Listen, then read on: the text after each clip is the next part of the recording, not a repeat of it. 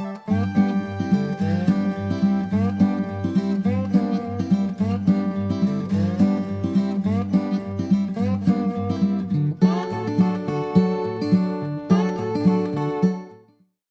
માતાજી, હું છું વનિતાબેન ગોંડલિયા રાજકોટથી. મારી યુટ્યુબ ચેનલ વનીની વાનગીમાં તમારું સ્વાગત કરું છું.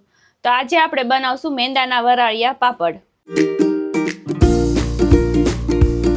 જો મારો વિડીયો તમે પહેલી વાર જોતા હોય તો મારી ચેનલને લાઈક કરજો, શેર કરજો ને સબસ્ક્રાઈબ કરજો અને બેલ આઇકન દબાવવાનું ભૂલતા નહીં.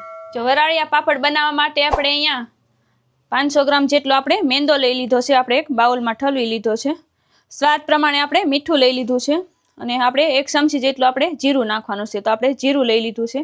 આમાં આપણે પાણી જોઈએ તો આપણે પાણી લઈ લીધું છે. જો એ પ્રમાણે આપણે પાણી નાખવાનું. બેટર આપણે હાવ ઢીલું જ કરવાનું છે. તો આપણે બેટર તૈયાર કરી લઈ. આપણે મેંદો છે એમાં ઠલવી લઈ.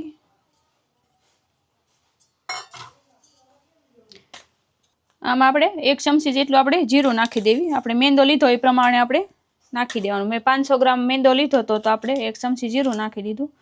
આપણે સ્વાદ પ્રમાણે મીઠું નાખી દેવાનું છે.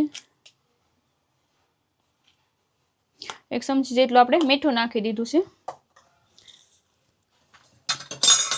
હવે આપણે એમાં પાણી નાખતું જવાનું છે અને હલાવતું જવાનું છે. એક સરખું મિક્સ થઈ જાય એવી રીતના હલાવવાનું છે. ગાંઠા ના પડે એ ધ્યાન રાખવાનું છે.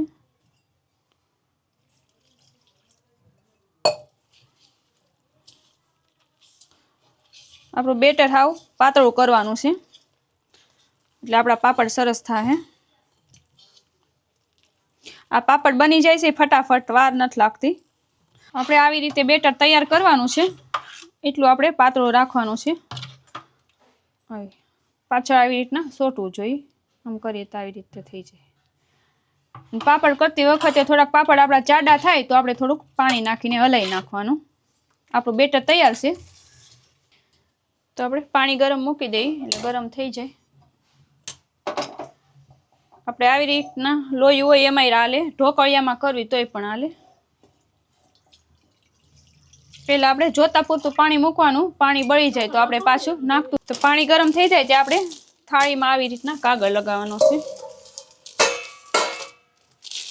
આવી રીતના કાગળ હોય એ લઈ લેવાનો આપણે અને આ તેલવાળું નીચે કરી છે થાળી અને એની ઉપર આવી રીતના કરી નાખવાનું. ક્રીજ ન રહેવી જોઈએ એવી રીતના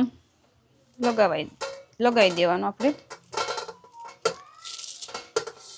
આપણે 2 થાળીમાં આવી રીતના કરવાનું છે. આપણે આવી રીતના કરીને જ રાખ્યું છે. નીચે તેલ લગાવીને કાગળ લગાવી દીધો તો 2 થાળી રાખવાની. એટલે તો આપણે પાણી સરસ ગરમ થઈ ગયું છે. હવે આપણે આ થાળી લીધી છે કાગળ લગાવીને એની ઉપર આપણે બેટર લગાવી દઈએ. બસ આવી રીતના આપણે થાળી ફેરવી નાખવાની છે.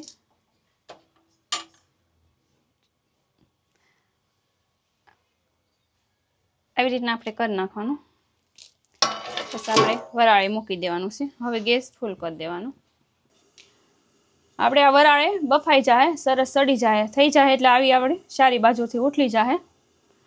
એટલે આપણે એક બીજી ડીશ આપણે અહીંયા રાખી છે કાગળ લગાવેલી, એમાં આપણે નાખતું જવાનું. આપણે આ રીતના લઈ લેવાનું. આમાં નાખી દેવાનો પાપડ. આવી રીતે આપણે સાકાની મદદથી 4 ભાગ કરી લેવાના. હવે આને ફૂંકવી નાખવાનું. હવે આપણે ત્યાં બીજું આમાં પાથરી દેવાનું.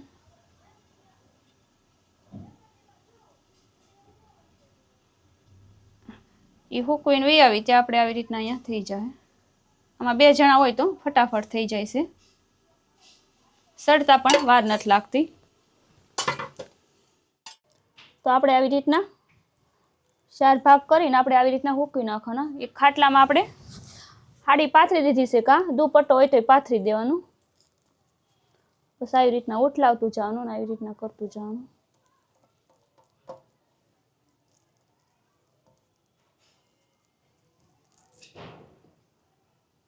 તો આપણે વરાળિયા પાપડ તૈયાર થઈ ગયા છે. આપણે 2 દિવસ માટે હુકાવા દીધા ત્યાં આપણે સરસ આવી રીતના હુકાઈ ગયા છે. આવી રીતના થઈ ગયા છે. તો આપણે હવે એને તળીને જોઈ લઈએ આપણે પાપડ કેવા બન્યા છે એ. તો આપણે અહીંયા તેલ મૂકી દીધું છે અને હમણાં તેલ ગરમ થઈ જાય પછી આપણે તળવાનું ચાલુ કરી દઈએ. થોડી વાર ગરમ થવા દઈએ. તેલ ગરમ થઈ ગયું, આવી ગયું છે આપણે તેલ. તો હવે આપણે એમાં પાપડ નાખીને જોઈ લઈએ. દેખાવના તો પાપડ સારા થયા હતા. હવે આપણે તળીને પણ જોઈ લઈએ. સરસ ફૂલ્યા છે પાપડ આપણે.